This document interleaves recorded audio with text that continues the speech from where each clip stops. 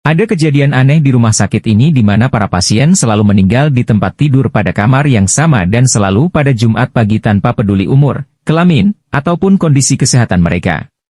Hal ini sangat membingungkan para dokter dan beberapa bahkan berpikir bahwa hal ini ada hubungannya dengan supranatural. Mengapa selalu pada hari Jumat dan pada tempat tidur yang sama? Lalu para dokter memutuskan untuk menyelidiki penyebab dari beberapa kejadian ini. Begitu tiba hari Jumatnya, semua orang di rumah sakit tersebut dengan tegang melihat CCTV dan menunggu akankah kejadian buruk itu terulang kembali.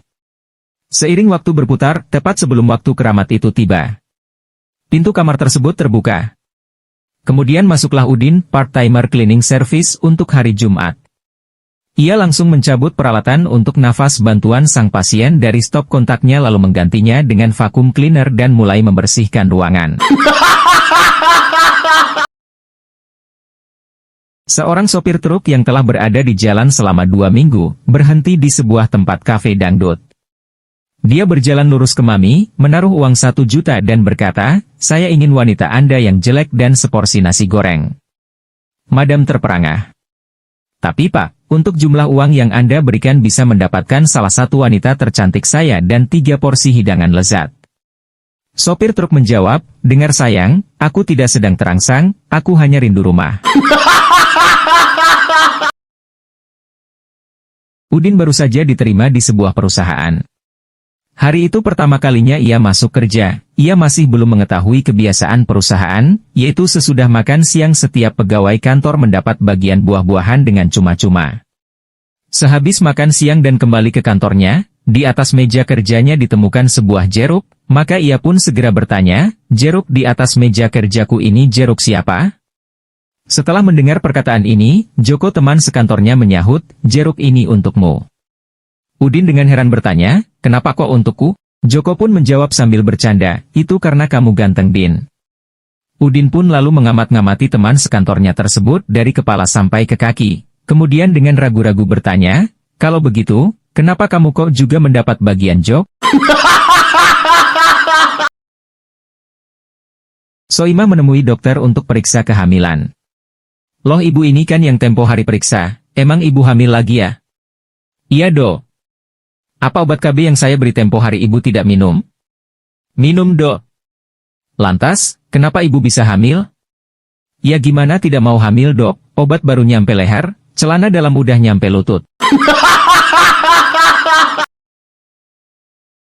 Udin telah menikah dengan Soimah lebih dari 10 tahun, dan Udin merasa akhir-akhir ini hubungannya terasa sedikit membosankan, sehingga ia meminta seorang teman memberikan ide tentang bagaimana untuk menambahkan kegembiraan kembali ke pernikahannya. "Kamu harus coba berselingkuh," kata Joko. "Saya tidak bisa melakukan itu."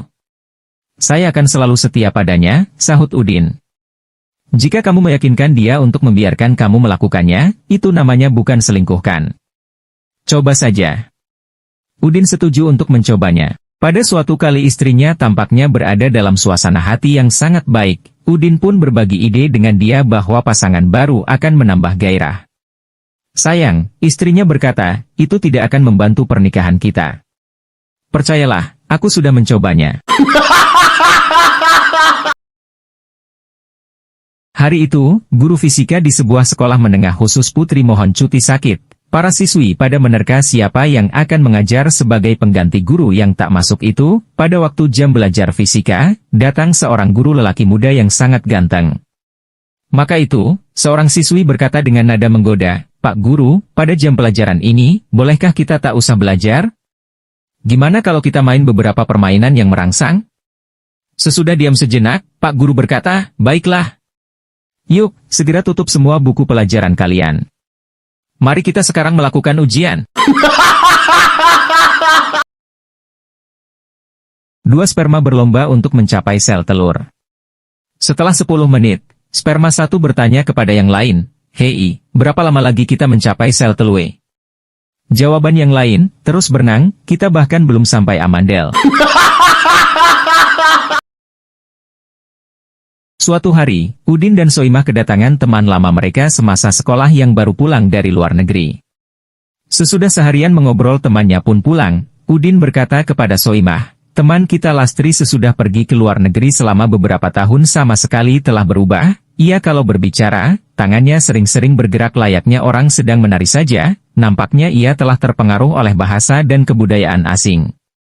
Dengan menggeleng-gelengkan kepala, Soimah berkata, ini tak ada sangkut pautnya dengan bahasa dan kebudayaan sayang. Masa kamu tak memperhatikan cincin berlian ukuran besar yang dikenakan di jari tangannya itu? Di koridor sebuah rumah sakit umum, seorang dokter yang bertugas menjumpai seorang pasien yang buru-buru berlari. Tubuh pasien itu hanya berselimutkan selembar sprei. Ada apa dengan dirimu? Mengapa kamu lari keluar dari kamar operasi? Tanya dokter itu kepada pasien dengan heran. Keadaannya begini Pak, saat aku tadi baru saja rebah di atas meja operasi. Suster di sebelahku berkata, kamu jangan tegang, potong usus buntu adalah sebuah operasi kecil. Omongan suster itu apa salahnya, kata dokter itu dengan bingung. Masalahnya suster itu bukan ngomong ke saya tapi kepada dokter muda yang sedang menggenggam pisau bedah sambil gemetar. Pada suatu hari, Soimah berkonsultasi dengan seorang dokter ahli masalah kegemukan. Apa dokter mempunyai resep melangsingkan tubuh tanpa melakukan latihan fisik dan tanpa mengendalikan makanan? Sesudah berpikir sejenak, dokter itu berkata, sudah tentu ada dong, yaitu pada hari-hari biasa, sering-seringlah makan bawang putih. Soimah mula-mula nampak tercengang, kemudian setelah dipikir-pikir, ia tiba-tiba seakan-akan menjadi sadar dan berkata, sekarang aku mengerti dok, resep yang dokter berikan ini beralasan juga. Bawang putih kan berfungsi mempercepat metabolisme dan membakar lemak, maka itu dengan sendirinya ia juga berperan melangsingkan tubuh, betul enggak? Sambil menggeleng-gelengkan kepalanya, dokter berkata, bukan, makan bawang putih maksudnya supaya orang lain menjauhi dirimu karena tak tahan akan baunya, jarak kalian lebih jauh, dengan sendirinya kamu akan terlihat lebih kurus. Udin membeli sebuah helm di toko, ia bersikukuh hendak membeli helm yang mutunya paling top. Pemilik toko berkata memujinya, kamu tak salah. Menjaga keamanan diri benar-benar sangat penting. Udin pun berkata, sudah tentu Don, aku sampai sekarang sudah menghabiskan uang lebih dari 1 miliar rupiah di kepalaku, maka aku harus sangat berhati-hati. Pemilik toko merasa terkejut dan menanya, apakah kepalamu pernah mengalami cedera berat? Tidak, kata Udin, aku baru menyelesaikan kuliah doktor. Pada suatu hari seorang dokter telah menulis selembar resep untuk pasiennya. 2 hari kemudian, pasien itu kembali lagi dan berkata, Dok, aku telah mencari hampir semua apotek yang ada di kota ini, tapi tak ada satu apotek pun yang bisa membaca tulisan Bapak. Mari saya lihat. Sesudah melihatnya beberapa menit, ia sendiri pun juga tak bisa membaca tulisannya sendiri. Untuk menutup-nutupi hal ini, ia bertanya kepada pasien itu, Anda sekarang rasanya bagaimana? Apa sudah agak baikan? Suatu malam, Udin dan Soimah berada di tempat tidur dan Udin membelai rambut Soimah. Soimah bangun dan ia mengatakan kepadanya, aku minta maaf tapi aku punya janji dengan dokter kandungan besok dan saya ingin tetap bersih. Udin pun kembali ke sisi tempat tidurnya dengan kecewa dan mencoba untuk tidur. Beberapa menit kemudian ia mendekat ke Soimah lagi, dia berbisik padanya. Apakah kamu juga ada janji dengan dokter gigi besok? Seorang pendeta tiba di suatu kota kecil untuk melakukan suatu pelayanan di sana. Ia perlu mengeposkan sebuah surat, maka ketika ia melihat si kecil Udin, ia bertanya pada anak itu di mana kantor pos. Setelah anak itu menunjukkannya, pendeta itu menyatakan terima kasih dan berkata, kalau kamu dapat datang ke gereja sore ini, kamu akan mendengarkan aku memberitahukan pada semua orang jalan menuju sorga. Udin pun menjawab dengan santai, bagaimana Bapak tahu jalan ke sorga, sedang jalan ke kantor pos pun tidak tahu.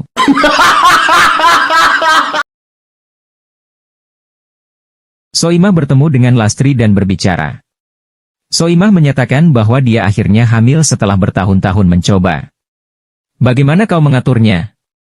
Tanya Lastri. Aku pergi ke hipnoterapis di daerah Sudirman, jawab Soimah. Aku hamil dalam waktu 2 bulan. Oh, suamiku dan aku mencoba mengunjunginya tahun lalu, kata Lastri, tapi itu tidak berhasil untuk kami. Tentu saja itu tidak akan, jawab Soimah. kau harus pergi sendiri.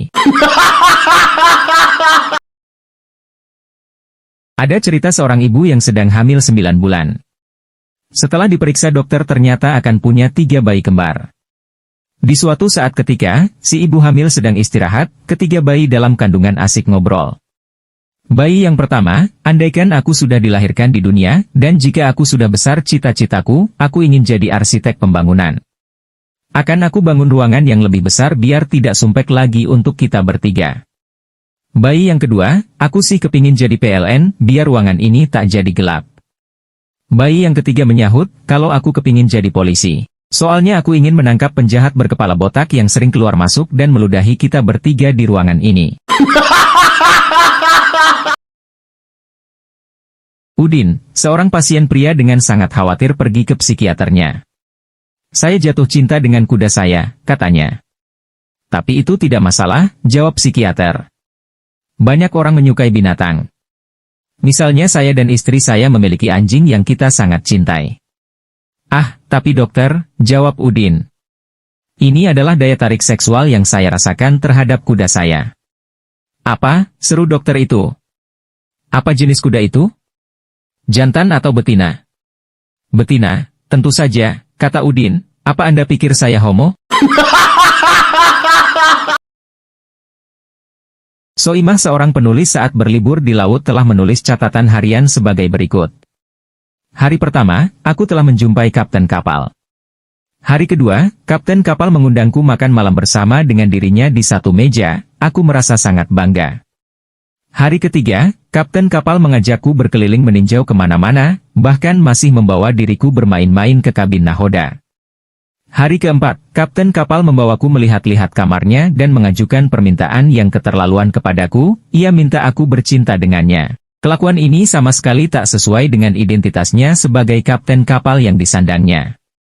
Hari kelima, ia tetap ngotot bertahan pada pendiriannya, sambil mengatakan jika aku tidak menyetujuinya, ia akan menenggelamkan kapal ini. Hari keenam, pagi yang indah. Aku telah berhasil menyelamatkan nyawa 700 orang.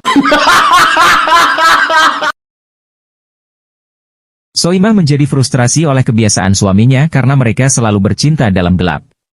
Berharap untuk membebaskannya dari masalah ini, dia menyalakan lampu bacanya pada satu malam yang sangat bergairah hanya untuk menemukan mentimun di tangan suaminya. Apa ini? Tanya Soimah sambil mengambil mentimun dari suaminya. Apa ini yang engkau gunakan padaku selama 5 tahun terakhir? Sayang, biar aku jelaskan. Kenapa? Kau licik, jeritnya. Kau impoten. Berbicara tentang licik, mungkin engkau ingin menjelaskan dari mana 3 anak-anak kita. Setelah pemeriksaan tahunan, Udin menyadari bahwa ia memiliki penyakit langka dan sisa 12 jam untuk hidup. Istrinya Soimah menangis mengatakan, sayang, aku akan memberimu malam yang engkau tidak akan pernah lupa. Mereka bercinta dengan gairah dan dengan semangat yang mereka tidak pernah rasakan selama beberapa tahun. Ketika mereka selesai, Udin meminta istrinya, bisakah kita melakukannya lagi? Kali ini bahkan lebih bergairah. Kemudian, karena dia akan tertidur, Udin memberinya dorongan dan berkata, sayang, aku tahu sudah malam, tapi saya pikir kita bisa melakukannya sekali lagi. Dengan lemah Soimah pun menjawab, itu mudah bagimu untuk mengatakan, engkau tidak harus bangun besok di pagi hari. Pada pertemuan para dokter, Udin dan Soimah mulai melirik satu sama lain. Udin mengajak Soimah untuk makan malam dan dia menerima. Ketika mereka duduk di restoran, Soimah meminta izin untuk pergi dan mencuci tangan. Setelah makan malam, karena satu hal, mereka berakhir di kamar tidur hotel. Ketika suasana sedang panas-panasnya, Soimah menginterupsi dan mengatakan dia harus pergi dan mencuci tangan. Begitu dia datang kembali, mereka melanjutkannya kembali. Setelah selesai berhubungan intim, Soimah bangun dan mengatakan dia akan mencuci tangan. Ketika dia datang kembali ke tempat tidur, Udin berkata, saya yakin kamu ahli bedah. Dia menegaskan, dan Soimah bertanya bagaimana dia tahu. Mudah, katanya, kamu selalu mencuci tanganmu. Itu sangat pintar, kata Soimah, aku yakin kau ahli anestesi. Wow, bagaimana kau bisa tahu? Tanya Udin. Tadi saya tidak merasakan apapun. Sebuah Ferrari masuk ke lobi restoran mahal. Udin muncul, diikuti dengan perempuan-perempuan cantik dan seekor ayam jantan. Setelah memesan untuk dirinya sendiri dan wanita-wanitanya, Udin meminta sekeranjang apel untuk ayamnya. Ternyata ayam itu makan habis 3 keranjang apel. Pelayan bertanya mengenai nafsu rakus dari sang ayam. Udin pun menjelaskan, saya bertemu jin yang mengabulkan 3 permintaan. Keinginan pertama saya adalah untuk memiliki pasokan uang yang tidak pernah habis. Keinginan kedua saya adalah untuk memiliki banyak wanita cantik. Dan keinginan ketiga saya adalah untuk memiliki burung yang tak pernah puas. Udin kecil duduk di kelas pada suatu pengenalan seks untuk anak-anak dan remaja, ketika guru membuat gambar kemaluan laki-laki di papan. Apakah ada yang tahu apa ini? Dia bertanya. Udin mengangkat tangannya dan berkata, tentu, ayah saya memiliki 2. 2, guru kaget bertanya. Ya. Dia memiliki yang kecil untuk buang air kecil, dan menggantinya dengan yang besar ketika dia gunakan untuk menyikat gigi ibu saya. Udin dan temannya Joko meninggal dalam sebuah kecelakaan mobil dan dihakimi di akhirat. Di sana mengatakan Udin dinyatakan bersalah karena ia memanipulasi pajak penghasilannya. Satu-satunya cara dia bisa masuk surga adalah untuk tidur dengan wanita jelek selama 5 tahun. Beberapa hari kemudian, Udin berada di sebuah taman dengan pacar mengerikan barunya. Dia melihat temannya Joko dengan seorang wanita yang benar-benar cantik. Joko, apa yang terjadi denganmu? Udin bertanya. Saya tidak tahu, Joko menjawab. Saya diberitahu bahwa saya akan tidur dengan wanita itu selama 5 tahun. Satu-satunya hal yang saya tidak mengerti adalah mengapa dia selalu berteriak, pajak penghasilan sialan, setiap kali dia berhubungan dengan saya. 3 anak laki-laki bermain di luar ketika hari mulai gelap, ketika salah satu dari mereka melihat lampu di dalam jendela yang terbuka sedikit. Udin mengatakan pada Joko dan Yono, mari kita mengintip. Mereka mengintip melalui jendela dan melihat seorang wanita cantik membuka baju. Tiba-tiba, Joko melarikan diri dan anak-anak yang lain tidak dapat menemukannya. Keesokan harinya, Udin dan Yono melihat Joko dan bertanya, kenapa kau lari? Kamu ini homo atau ada apa? Joko menjawab, tidak. Ibuku mengatakan kepadaku bahwa jika aku melakukan sesuatu yang nakal, mengatakan kata-kata nakal atau bahkan melihat sesuatu yang nakal, Tuhan akan mengubahku menjadi batu. Nah, ketika aku melihat di jendela tadi malam, aku mulai merasa ada yang mengeras di dalam celana, jadi aku langsung lari. Malam sebelum pernikahannya, Soimah si calon pengantin perempuan berbicara dengan ibunya. Bu, katanya, aku ingin ibu untuk mengajariku bagaimana untuk membuat suami baruku bahagia. Ibunya mengambil napas dalam-dalam dan mulai, ketika 2 orang mencintai, menghormati, dan saling menghargai satu sama lain, bercinta bisa menjadi hal yang sangat indah. Aku tahu bagaimana caranya bercinta Bu, kata Soimah sedikit kesal. Maksudku aku ingin ibu mengajariku bagaimana membuat nasi goreng yang lezat, soalnya calon suamiku suka nasi goreng. Soimah, seorang wanita seksi, duduk di ruang periksa Dokter Udin, yang mulai membuka baju Soimah dan meletakkan tangannya di payudaranya. Kau tahu apa yang saya lakukan bukan? Dokter Udin bertanya. Ya, gumamnya, Anda memeriksa kanker payudara. Udin kemudian mulai membelai perutnya. Tentu saja, lanjutnya, Anda tahu apa yang saya lakukan. Ya, dia tersenyum. Anda memeriksa usus buntu saya. Melihat Soimah yang hanya menurut, Dokter Udin tidak bisa mengendalikan dirinya lagi. Dia merobek pakaiannya dan mulai bercinta dengannya. Kau tahu apa yang saya lakukan bukan? Ia tersentak. Ya, jawabnya. Anda memeriksa sifilis? Dan karena itulah saya datang ke sini untuk periksa. 3 gadis nakal yang tinggal serumah memutuskan sudah waktunya mereka pergi ke pengakuan dosa. Ketika imam meminta mereka untuk mengakui dosa-dosa mereka, Sutinah si gadis pertama berkata dia telah membiarkan seorang pria mencumbu payudaranya. Imam menyuruhnya untuk mencuci mereka dengan air suci. Yati si gadis kedua mengaku bahwa dia telah menyentuh burung seorang pria. Imam menyuruhnya mencuci tangan dengan air suci. Kedua gadis itu pun mencuci dengan air suci, dan kemudian Soimah si gadis ketiga bergabung dengan mereka. "Minggir semua," katanya, "saya harus berkumur." Udin bertemu dengan Soimah di dalam sebuah lift. "Anda akan kemana hari ini?" Udin bertanya. "Aku akan pergi ke donor darah." "Anda dapat uang berapa untuk donor darah?" "Sekitar 200.000. "Wow," kata Udin, "hari ini saya akan menyumbangkan sperma, dan bank sperma membayar saya 2 juta. Soimah marah dan keluar dari lift. Keesokan harinya, Udin dan Soimah bertemu lagi di lift. "Senang bertemu Anda lagi. Anda akan pergi kemana hari ini?" "Bank sperma," kata Soimah dengan mulut penuh. Salah satu dari dua sahabat wanita telah menikah dan berbulan madu ke Bali. Salah satu gadis karena penasaran bertanya kepada temannya, "Tempat wisata apa yang kamu kunjungi di Bali dan apa yang kamu lihat?" Wanita yang sedang berbulan madu itu menjelaskan, "Selama 7 hari, aku hanya melihat kipas angin di langit-langit kamar dan sesekali ketika berbalik, aku juga melihat sprei."